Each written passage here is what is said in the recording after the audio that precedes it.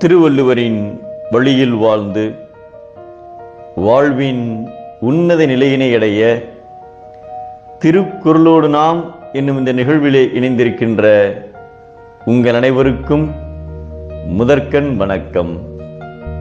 குறள் எண் 206, அதிகாரம் தீவினை அச்சம்.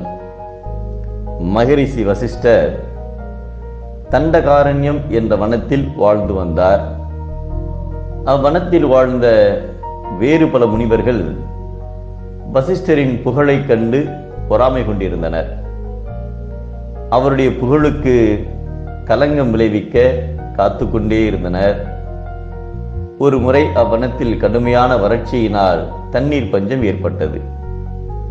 அப்பொழுது வசிஷ்டர் கடுந்தபம் இருந்து அவரது ஆசிரமத்தின் கிணற்றில் நீர் வற்றாமல் சுரக்கும் வரம் பெற்றார்.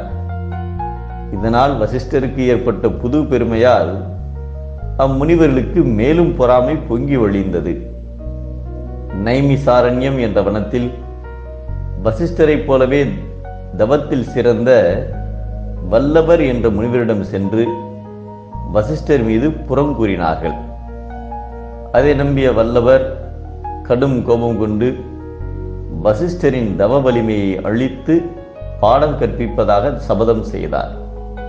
ஒரு நாள் வசிஷ்டரின் தோட்டத்தில் தனது பசுவை மேயவிட்டு மறைந்திருந்தார். வசிஷ்டர் அதை விரட்டிய போது தனது சக்தியால் பசுவை செத்து விழச் செய்துவிட்டு அங்கு வந்து பசுவை கொலை செய்த பாவம் காரணமாக உன்னுடைய தவ வலிமை அழியட்டும் என்று வசிஷ்டருக்கு சாபம் கொடுத்தார். வசிஷ்டர் தமக்கு கிடைத்த தண்டனை நியாயமானது என்று எண்ணி அங்கிருந்து வேறு வனத்திற்கு சென்று விட்டார். வசிஷ்டர் தமது இருப்பிடத்தை விட்டு அகன்ற உடனே அவருடைய கிணற்றில் நீரும் வற்றிவிட்டது. மீண்டும் கடுமையான தண்ணீர் பஞ்சம் ஏற்பட்டது. பொறாமை கொண்ட முனிவர்கள் வல்லவரிடம் தவம் செய்ய வேண்டினர். ஆனால் வல்லவரின் தவம் பலனை கொடுக்காததால் ஆத்திரத்தில் வருண பகவானை இகழ்ந்து பேசினார். அப்பொழுது அசரீரி ஒன்று, வல்லவரே, பசு இறந்ததற்கு நீரே மறைமுகமான காரணமாதலால் அப்பாவத்தால் உமது தவ வலிமை அழிந்து விட்டது. தண்ணீர் பஞ்சம் அகல வேண்டுமானால் வசிஷ்டர் முயற்சியால் தான் அது சாத்தியப்படும் என்று கூறியது. அதை கேட்ட வல்லவர், உத்தமர் ஒருவருக்கு தீமை செய்ய போக அது தனக்கே தீமையாக முடிந்துவிட்டதே என்று மிகவும் வருந்தினார். பின்னர் வசிஷ்டரை வணங்கி மன்னிப்பு கோரினார்.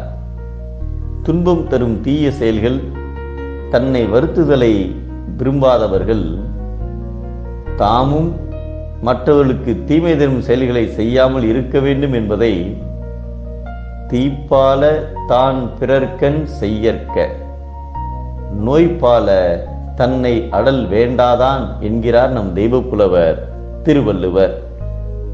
தீங்கு இழைத்தால் தீங்கு தேடி வரும், நன்மை செய்தால் புகழ் பன்மடங்காகும்.